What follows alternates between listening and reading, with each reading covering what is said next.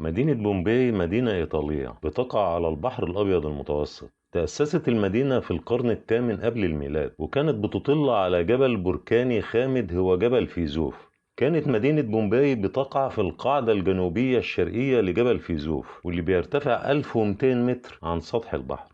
كان بيعيش بمدينة بومباي 20,000 شخص، وكانت وجهة لقضاء العطلات اللي بيزورها كتير من الرومان. وكان بها أكتر من 1500 مبنى ومنزل.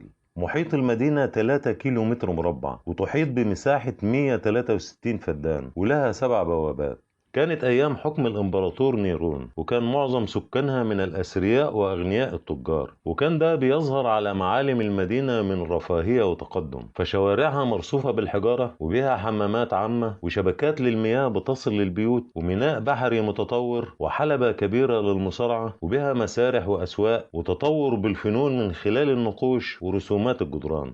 اشتهرت المدينة بالزنا والجنس وحب أهلها للشهوات، وكان بينتشر فيها بيوت للدعارة وممارسة الرذيلة في كل مكان وأمام الأطفال دون أي مشاكل، وكانوا بيصوروا المشاهد الجنسية على جدران منازلهم. وفي 5 فبراير سنة 62 ميلادية ضرب زلزال كبير المدينة، وتسبب في فوضى وأضرار جسيمة، وفر بعض السكان من المدينة، ولكن البعض استمر في المدينة لإعادة ترميمها. وما كانش حد عارف إن الزلزال ده كان مقدمة لكارثة أكبر بكتير. ولكن فجأة وقع العقاب الإلهي، وفي 4 أغسطس سنة 79 ميلادية، وكانت المدينة وقتها بتستعد للاحتفال بإله النار، حدث انفجار ضخم لبركان جبل فيزوف، وتمكن عدد كبير من السكان من الفرار من المدينة. شدة البركان كانت أقوى من انفجار قنبلة نووية، ونتج عنه كمية كبيرة من الحمم والرماد والغبار البركاني، وكونت سحب كثيفة متوهجة على شكل شجرة الصنوبر، وغطت الشمس تماما وحولت النهار إلى ظلام دامس. واستمر البركان لمدة 19 ساعة، وتساقطت كمية كبيرة من الرماد البركاني، واللي وصل لارتفاع 9 أميال على مدينة بومباي. تساقط الرماد على المدينة، وكون الرماد طبقة سمكها 15 سنتي كل ساعة، حتى دفنت المدينة بأكملها على عمق 3 أمتار بعد موت كل سكانها. وبقيت المدينة في طي النسيان لمدة 1700 سنة، هي ومدينة أخرى بتسمى هيركولانيوم، واللي اجتاحها الطين البركاني وطمس معالمها تماما. شاهد العيان الوحيد كان الطفل بليني اللي انجرب بمركبه بعيد عن مكان البركان. وبقيت مدينة بومباي في علم الغيب لا يعرف عنها أحد شيئا، حتى عثر عليها أحد المهندسين بيسمى دومينيك فونتانا من خلال عمله في حفر قناة بالمنطقة سنة 1599 ميلادية. ولكن لم يتم البدء في إزالة طبقة الرماد من على المدينة إلا في القرن الثامن عشر، وبالتحديد سنة 1748 ميلادية.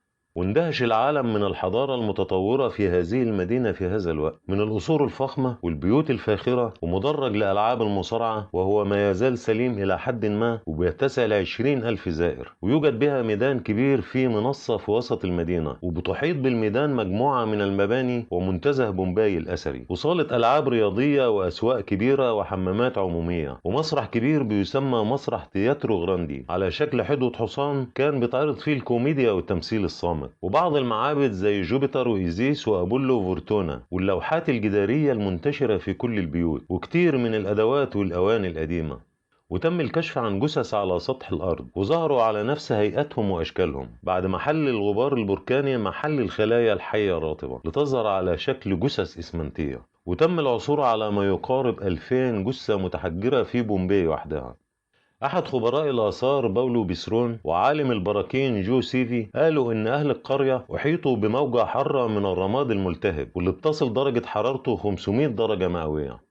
وبعد عمل الأبحاث على أكثر من 80 جثة من أهل المدينة، وجد العلماء أنه لا توجد جثة واحدة بتظهر عليها أي علامة للتأهب لحماية نفسها أو حتى الفرار، ولم يبدأ أحدهم أي ردة فعل ولو بسيطة، والأرجح أنهم ماتوا بسرعة شديدة دون أي فرصة للتصرف. وكل ده حدث في أقل من جزء من الثانية. وكانت الحالة الصحية لأسنان الموتى جيدة جدا، مما يعكس نظامهم الغذائي اللي بيعتمد على الخضار والفاكهة والأغذية الصحية. كانوا بينعموا بصحة جيدة وبينعموا في خيرات كثيرة.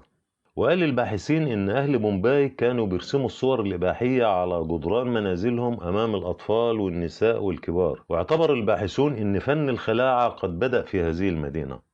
أصبحت بومباي منطقة جذب سياحي ضخمة ومنطقة مزدهرة للمؤرخين وعلماء الآثار، ولفتت نظر العديد من الشخصيات وخاصة من محبي الفنون. وزارها الملك فرانسيس الأول من نابولي لحضور معرض بومباي في المتحف الوطني مع زوجته وبنته سنة 1819، وصدم بما رآه من رسومات إباحية واعتبرها فنون جريئة ومخالفة لاحترام الآداب العامة. بعد ما أصبحت بومباي مزار سياحي للزوار والسياح، ووصل عدد السياح في عام 2007 إلى أكثر من 2.5 مليون سائح، بعض الأماكن فيها بيمنع من دخولها الأطفال والأقل من 18 سنة بسبب الرسومات الإباحية على الجدران، واللي بيظهر فيها الزنا والشذوذ بكل صوره وأشكاله، وخاصة بعض الأماكن والمباني والحمامات اللي كانت بتعرض المتعة للزبائن. الغريب إن البركان انفجر مرة تانية سنة 1944 ومات حوالي 19,000 شخص. المتأمل لقصة هذه القرية مش هيجدها مجرد قصة من قصص التاريخ أو سجل تاريخي للآثار النادرة اللي وجدوها في هذه المدينة، أو اختفاء مدينة لمدة 1700 سنة ثم العثور عليها، ولكنها قصة بتحمل عظة وعبرة عظيمة لمن يعتبر. أعوذ بالله من الشيطان الرجيم. بسم الله الرحمن الرحيم. وكم قصمنا من قرية كانت ظالمة وأنشأنا بعدها قوما آخرين فلما أحسوا بأسنا إذا هم منها يركضون. لا تركضوا وارجعوا إلى ما أترفتم فيه ومساكنكم لعلكم تسألون. قالوا يا ويلنا إنا كنا ظالمين. فما زالت تلك دعواهم حتى جعلناهم حصيدا خامدين.